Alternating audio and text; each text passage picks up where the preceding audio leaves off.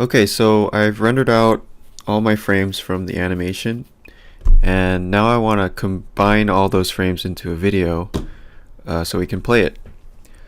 And the software I'm going to use is called Blender, and I'm going to blender.org and just download and look for whatever operating system you have, and I'm going to get this Windows 64-bit.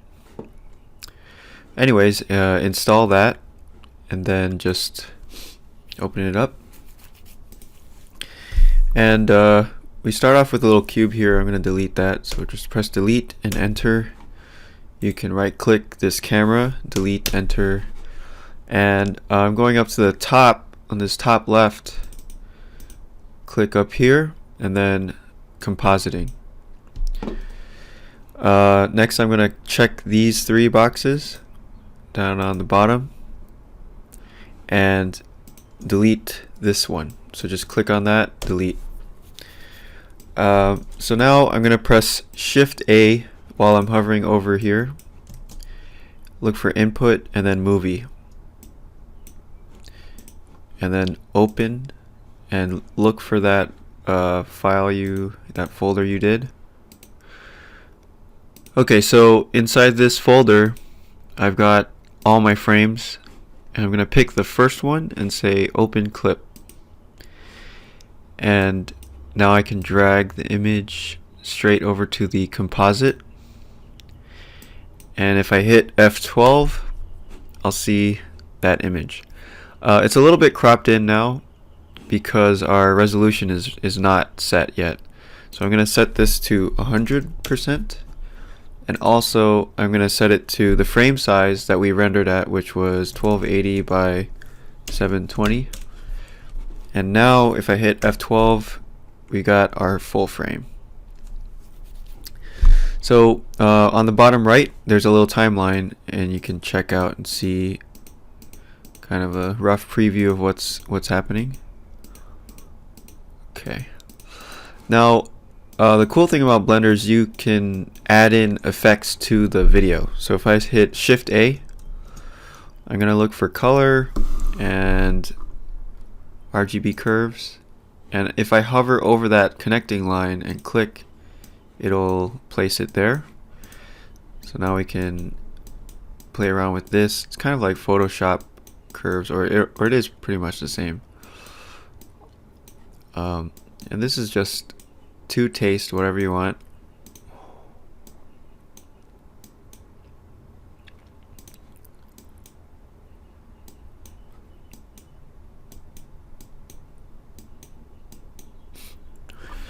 Alright, and we can chain these up. So let's look for filter and a glare.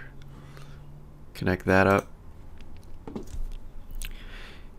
I'm going to change it from streaks to fog and turn down the threshold.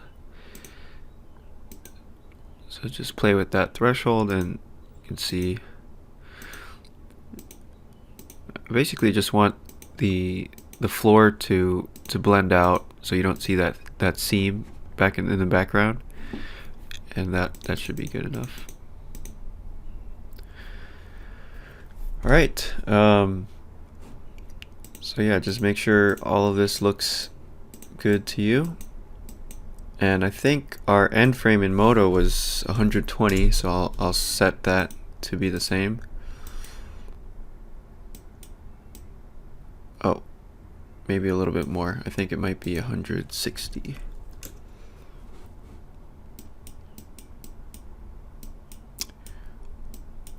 Well, either 120 or 160. Just check to the end and see if your floor becomes flat again, because we want to make a loop.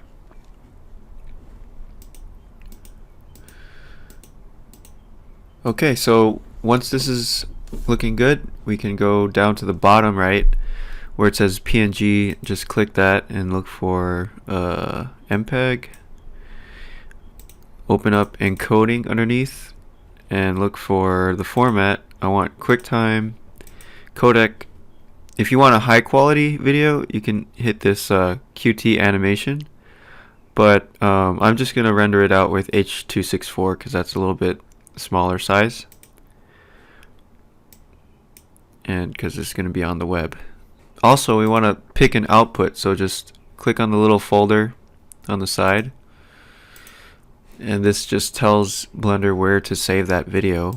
Maybe in here I'll call it drive path B.